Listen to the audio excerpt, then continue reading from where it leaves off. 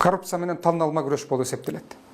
Азыркы күнгө чейин анын күнөөсүн кантип далилдейбиз деп баштары маң болуп катып атат. Бирок мен жана эле айтып кеткендей эле биздин ажыдарыбыздын тегерегинде азыр толгон токой коррупционерлер чуркап жүрүшөт. Бирок аларды эч ким камаган жок. Алар жыргап эле акчаларын кылып атат, жыргап эле иштешип атат. Ошондуктан Келдибековду камоодогу негизги максаттардын бири бул башка нерсе.